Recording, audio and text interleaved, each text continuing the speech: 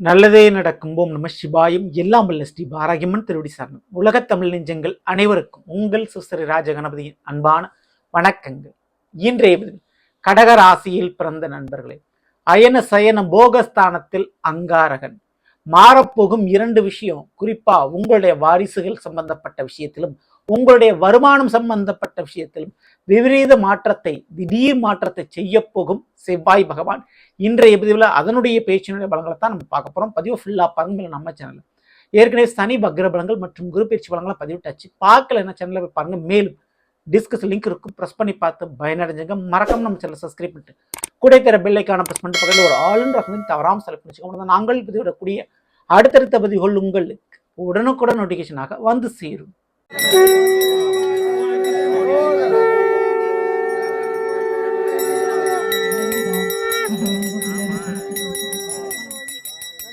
சிவமயமாக தெரிகிறதே, சிந்தையில் சிவயோகம் வருகிறதே.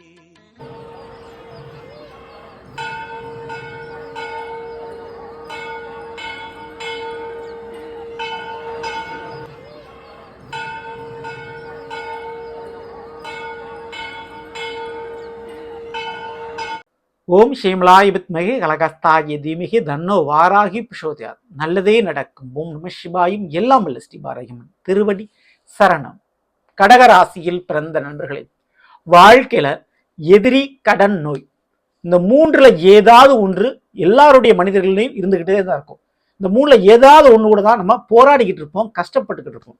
எதிரியே இல்லை, என் வாழ்க்கையில கடனே இல்லை, என் வாழ்க்கையில நோயே இல்லை அப்படின்னு யாராலையும் சொல்ல முடியாது.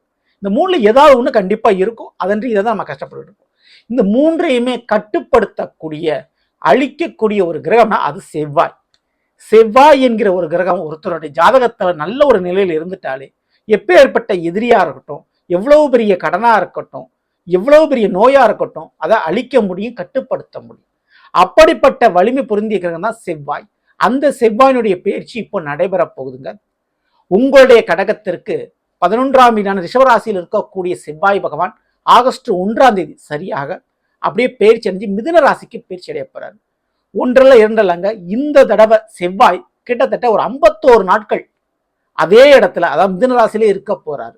உங்களுடைய கடக ராசிக்கு 5ஆம் வீடான விருச்சிகத்திற்கும் 10ஆம் வீடான மேஷத்திற்கும் அதிபதி தான் இந்த செவ்வாய் பகவான். பூர்வ புண்ணியஸ்தானம் கர்மஸ்தானத்துக்கு அதிபதியாக இருக்கக்கூடியவர் 12இல் போய் மறைகிறார்.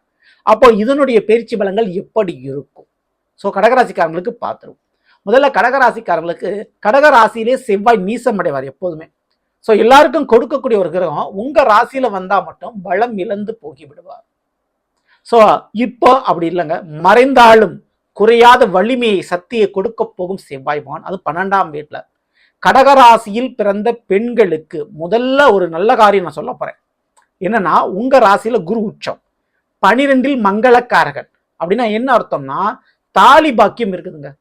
திருமண யோகம் கடகராசிக்காரர்களுக்கு திடீர் திருமண வாழ்க்கை அமையும். பிரிந்த கணவனை ஒன்று சேர்றதுக்கும் உங்க மாமியார் வீட்டு வழிகள் இருக்கக்கூடிய பிரச்சனைகள் சமாதானம் ஆகிறதுக்கும் வாய்ப்புகள் உண்டு. பேச்சுவார்த்தைக்கு வருவாங்க. ரொம்ப நாள சைலண்டா இருக்கிறாங்க அப்படின்றவங்க இப்போ உங்களோட பேச்சுவார்த்தைக்கு வருவாங்க. பிரிந்த கணவனை ஒன்று சேர்றதுக்கு வாய்ப்பு உண்டு. திருமண வாழ்க்கையில் திருப்பங்கள் உண்டு. கடகராசியில் பிறந்தவர்களுக்கு, அது ஆணா இருக்கட்டும் பெண்ணா இருக்கட்டும், கண்டிப்பா திருமண வாழ்க்கையில திருப்பம் இருக்கு. அது பெண்களுக்கு திருமணம் நிச்சயமான முறையில் நடந்தே தீரும். மாங்கல்ய யோகம், தாலி பாக்கியம் கண்டிப்பா உண்டு. சரிங்களா? இந்த கடகராசிக்கு 5ஆம் இடம் விருச்சிகத்திற்கு அதிபதியா இருக்கக்கூடியதான் இந்த செவ்வாய். 5க்குரியவன் 12ல போய் மறையிறாரு. அது விரயஸ்தானம், அயன சயன போகஸ்தானம்னு சொல்லுவோம்.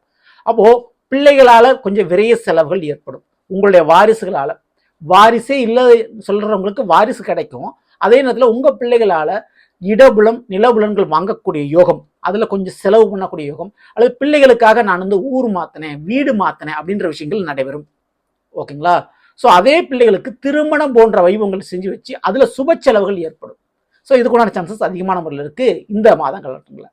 அடுத்தபடியா 10ஆம் வீடான, அதாவது உங்களுடைய கடகத்திற்கு 10ஆம் வீடு மேஷம், மேஷத்திற்கு அதிபதி செவ்வாய். 10க்குரியவன் 12ல போய் மறைஞ்சிருக்கிறார். ஓகேங்களா? ஸோ 10க்குரியவன் 12 தொடர்பு ஏற்படுத்துறதுனால உங்களுடைய தொழில் ரீதியான முதலீடு மாறும். ஸோ தொழிலில் இன்வெஸ்ட்மெண்ட் பண்றது, புதிய முதலீடு பண்றது அப்படின்ற விஷயங்களை செய்வீங்க. தொழிலை தக்க வச்சுக்கிறதுக்கு, உங்க பேரை காப்பாத்திக்கிறதுக்கு, போட்ட வருமானத்தை முதலீடு எடுக்கிறதுக்கு மேலும் முதலீடு செய்யக்கூடிய ஒரு காலகட்டமா இது இருக்கும். ஆத்துல போட்டாலும் அளந்து போடணும்னு சொல்லுவாங்க. கொஞ்சம் கவனத்தோட சிக்கனத்தை கடைபிடிப்பது நல்லது தொழில் விஷயத்துல. ஓகேங்களா? தொழில் மற்றும் வேலை ரீதியான திடீர் பயணங்கள் ஏற்படும். சில பேர்த்துக்கு வெளிநாடு யோகங்கள், வெளி மாநில சம்பந்தப்பட்ட தொழில் வாய்ப்புகள் அமையும். ஸோ தொழிலுக்காக வேலைக்காக பயணம் பண்ணுவீங்க, டிராவல் பண்ணுவீங்க.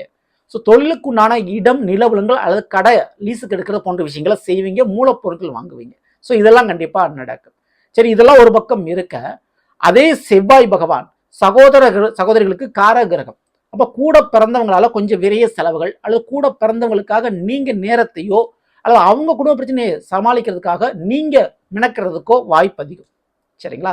இன்னொரு விஷயம், விற்க முடியாத நிலத்தை, சொத்தை விற்று அதன் ரீதியாக லாபம் பார்க்க முடியும். சொத்து பாகப்பிரிவினை பிரச்சனை அப்படின்றது விஸ்வரூபம் எடுத்து சுபமாக அது முடியும். ரொம்ப நாள கிடப்பில் போடப்பட்ட சொத்து பிரச்சனை இப்போ விஸ்வரூபம் எடுக்கும். கண்டிப்பாக ஒரு பேச்சுவார்த்தைகள்ல ஒரு முடிவுக்கு வந்தே தீரும். சரிங்களா? இது ஒரு பக்கம் இருக்க, கண்டிப்பா உங்களுடைய கூட பிறந்தவர்களுடைய உடல்நிலையில கவனம் அக்கறை தேவை. கொஞ்சம் அவங்களுக்கு சில பிரச்சனைகள் வந்துட்டு போகலாம். அதே போல கரண்ட் சம்பந்தப்பட்ட, மின்சாரம் சம்பந்தப்பட்ட விபத்துகளோ, தேவையில்லாத வெட்டுக்காயம் தழும்புகளோ படலாம். கால் சம்பந்தமான விஷயத்துல பிரச்சனைகள் வரும். சரிங்களா? கொஞ்சம் கவனத்தோட நீங்க நடக்க வேண்டியது, ஓட வேண்டியது அவசியம். சரிங்களா? ஸோ டிராவல் போக்குவரத்துல உங்களுடைய கால்களை கவனமா பார்த்துக்குங்க. அடுத்து செவ்வாயினுடைய பார்வை பலன் இருக்கு. குரு பார்க்க கோடி நன்மை நடக்குன்னு சொல்லுவாங்க. சனி பார்க்கும் இடம் பால் என்று சொல்வார்கள். ஆனால் செவ்வாய் பார்த்தால் அந்த இடத்திற்கு வெற்றி நிச்சயம், ஜெய நிச்சயம். செவ்வாய்க்கு 4, 7, 8 பார்வை பலன் உண்டு. 4ஆம் பார்வையா கன்னி ராசியை பார்க்கிறாரு. உங்களுடைய கடகத்திற்கு அது 3ஆம் வீடு. அப்போ இதுவரை கிடைக்காத வெற்றி வாய்ப்பு இனிமேல் கிடைக்கும். எந்த விஷயத்துல? நீங்க எழுதக்கூடிய எழுத்து தேர்வுகள்ல, நீங்க படிக்கிற மாணவர்களாக தான் சரி, பரீட்சையில பாஸ் ஆயிருவீங்க, அரியர்லாம் கிளியர் பண்ணிடுவீங்க. அல்லது எக்ஸாமுக்கு அல்லது உங்களுடைய அரசாங்க உத்தியோகத்திற்கு வேலைக்கு நான் தேர்வு எழுதிக்கிட்டே இருக்கேன் சொன்னா அதுல நீங்க வெற்றி பெறக்கூடிய வாய்ப்புகள் உண்டு. அல்லது படிக்கும் மாணவர்கள் ஸ்போர்ட்ஸ் சம்பந்தப்பட்ட, விளையாட்டு சம்பந்தப்பட்ட துறைகளில் வெற்றி பெறக்கூடிய வாய்ப்புகள் உண்டு. இல்லைங்க நான் கலைத்துறை சார்ந்த விஷயத்துல நான் ஆடல் பாடல் போன்ற விஷயங்கள்ல நான் போட்டிகளில் கலந்து நான் மேடைக்கு அந்த வாய்ப்புக்கு நான் ட்ரை பண்ணியிருக்கேன். அந்த வாய்ப்புகள் கிடைக்கும். அது சக்சஸாக உங்களுக்கு கிடைக்கும். செய்தி ஊடகங்கள், சினிமா போன்ற துறைகள், பத்திரிகை போன்ற துறைகளில் வெற்றி பெறக்கூடிய வாய்ப்புகள் உண்டு. இது போக வழக்குகள்ல ஜெயிக்கக்கூடிய வல்லமை உண்டு.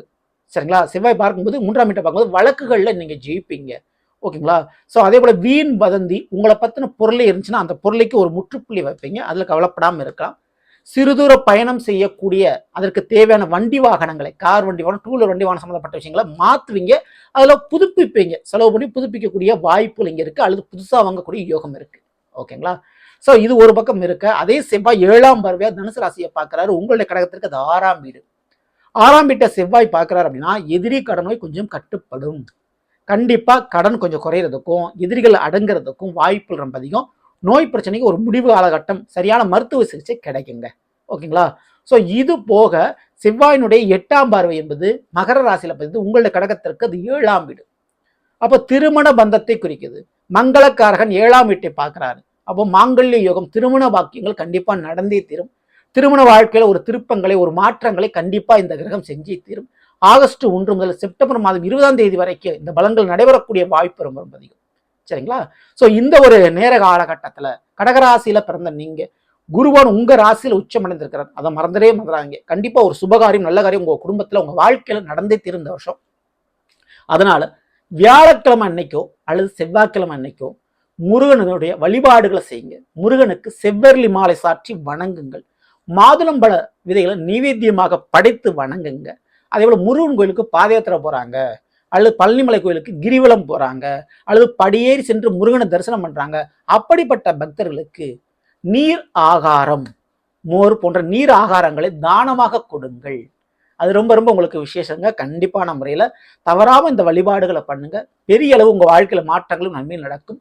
கார் வண்டி வாகன பயணங்கள் போது கொஞ்சம் கவனத்தோடு செயல்பட வேண்டியது அவசியம். ஏன்னா சின்ன விபத்துகளோ அல்லது காலில் அடிபடுறதுக்குண்டான வாய்ப்புகளும் இருக்கு. ஸோ அதில் மட்டும் கவனத்தை இருங்க. மற்றபடி நீங்கள் பயப்படாமல் நீங்கள் இருக்கலாம். மேலும் இந்த ஒரு நேர காலகட்டத்தில் முருகனுடைய வழிபாடுகளை தீவிரமாக பண்ண உங்கள் வாழ்க்கையில் வெற்றி மேல் வெற்றி கிடைக்கும். அதுவும் மிக முக்கியமாக நான் சொன்ன மாதிரி சுபகாரியம் நடக்கும். தவறாமல் இந்த வழிபாடுகளை பண்ணிக்கோங்க. இந்த பதிவு பிடிச்சிருந்தா லைக் பண்ணுங்க, மாற்றம் ஷேர் பண்ணுங்க. இது போல ஒவ்வொரு ராசிக்குண்டான பலங்களை தெரிஞ்சுக்கணுச்சுன்னா மறக்காம சேனலை சப்ஸ்கிரைப் பண்ணி வச்சுக்கோங்க. அடுத்த பதிவுக்கும் நன்றி, வணக்கம். நல்லதே நடக்கும். ஓம் நம சிவாயும்.